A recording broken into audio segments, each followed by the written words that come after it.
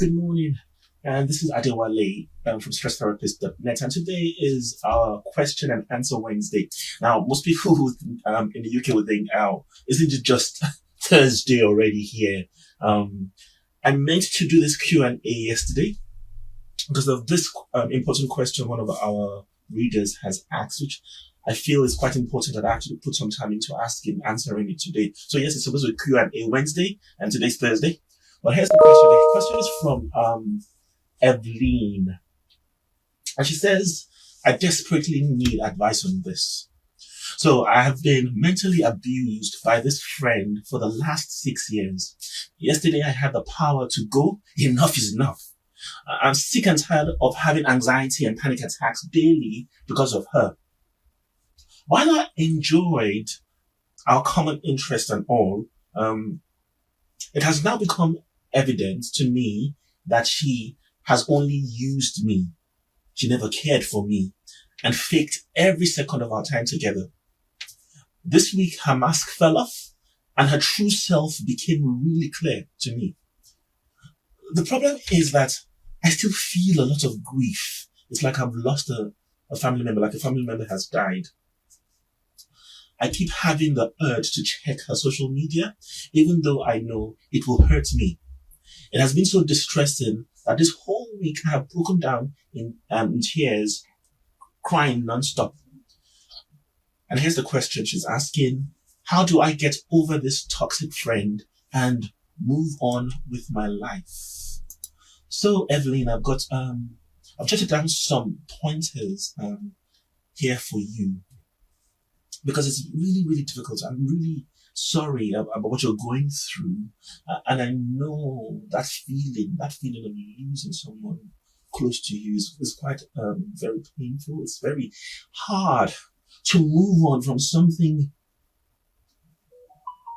if your mind is still wrapped around it.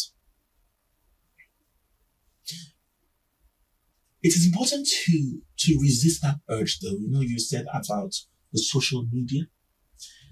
Just wanted to check about social media. It's important to resist that urge, because the more you fall for checking on the social media, the more your mind is going to be wrapped around her, this friend of yours, and the harder it's going to be to break away from checking on her, break away from actually wanting that friend back, although that friend is quite toxic. It's toxic for you.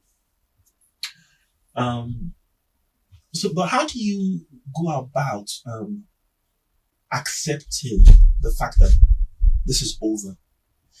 You probably hear people saying quite a lot that you just have to accept that the relationship is over. But how do you do that practically? So I have this experience that happens to me sometimes, and I don't know if this has happened to you too. Would go to the shop planning to go and buy something. Probably I have about £50 in my pocket. And then when I get to the shop, put my hand in the pocket to pay, and notice the £50 is gone missing. It's probably missing on the bus or something. At that point, you feel a strong urge of pain, of loss. Now, two things can happen here. You could decide to then beat yourself up. So I could beat myself up for losing that £50. Also beat myself up for feeling so hurt inside for losing that £50. Or I could just accept to myself that this £15, losing £50 is a very, very difficult thing. It's a painful thing. It hurts. And I can feel the pain. And that's accept that that's what it's going to be. Yeah, it's gone. There's nothing I can do about the fact that it's gone. Yes, perhaps, hopefully better, I could do better later on and not lose any more money. But the pain of the reality is that it's gone. Why is this important? You see, I'm acknowledging my pain. I'm not blocking it or trying to kind of bury it. Because the more you try to block or bury the pain of the experience, the more you're going to get bombarded by this the memory of what you've lost over and over and over. So you got to help your brain process the reality that this relationship, this friendship is gone. Right. And to do that, one of the very good ways to do that would be to spend a lot of time just writing down about how you're feeling about this. You could let it all out. Get the anger, get the sense of shame, embarrassment, whatever it is, whatever the emotions you're experiencing is, get it out on paper. Just write it down. Don't hold back. Let it all out.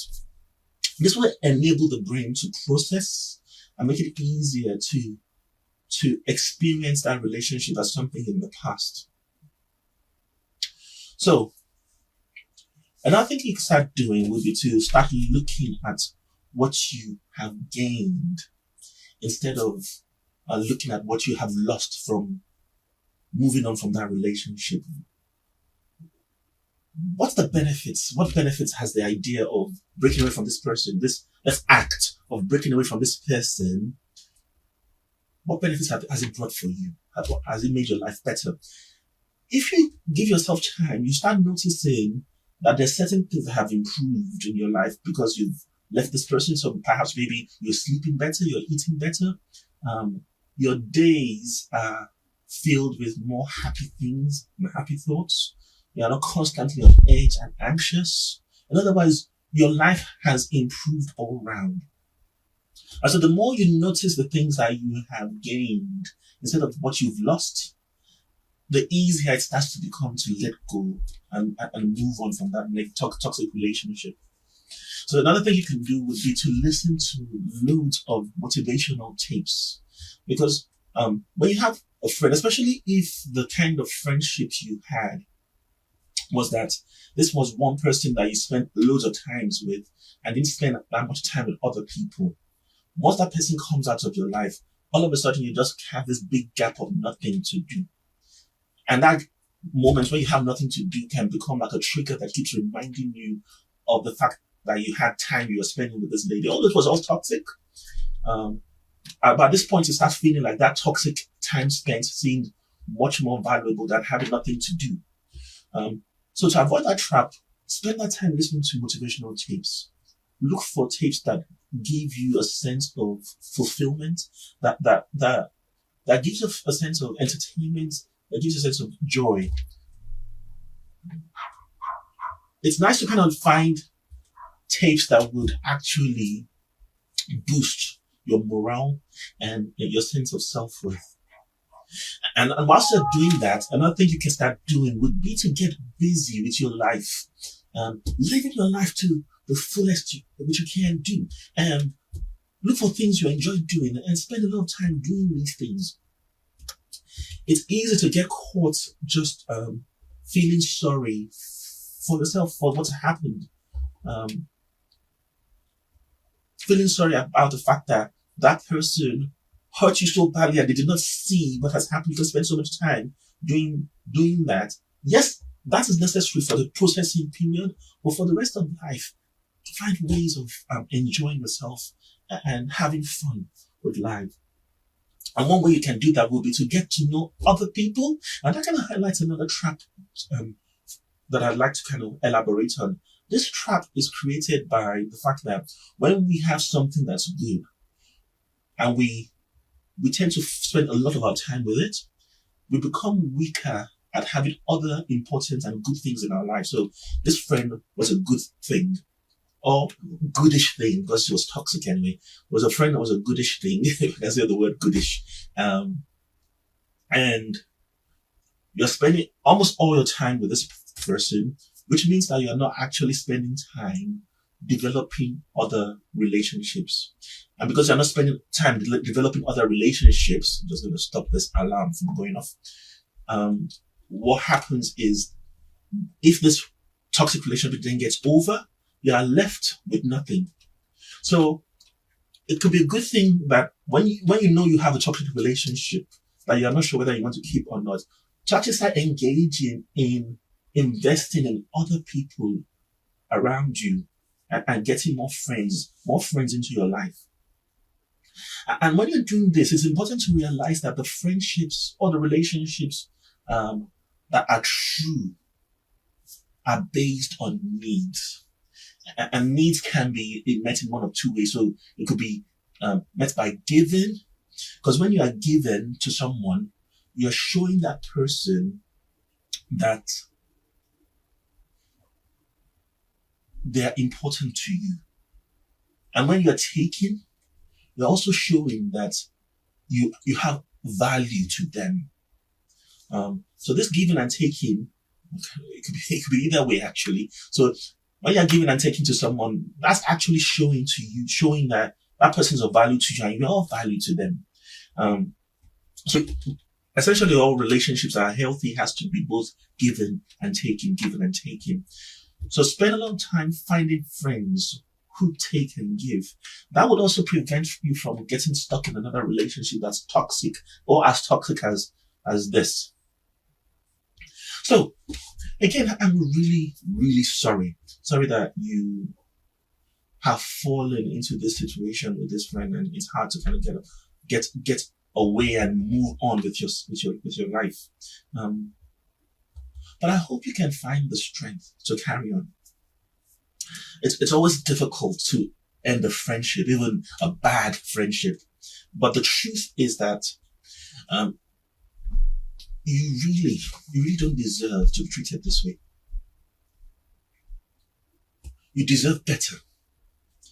And to get better, you can use all the different strategies that I've sort of suggested today so that you can bring back beauty and fulfillment into your life. So that brings us to the end of the question. I hope that answer gave you some practical things you could do to help you move on, Evelyn.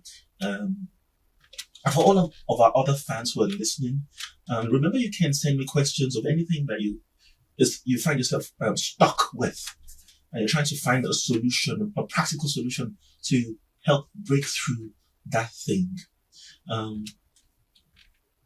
To know where to send the questions, you could either send the questions to stresstherapist.net.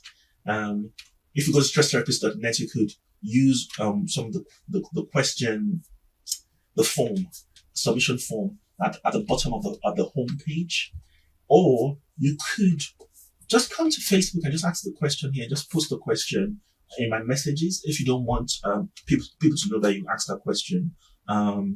Or you could email me at xrovite, that is EXROVITE at stresstherapist.net. So that will be all for today, and see you at the next Q&A.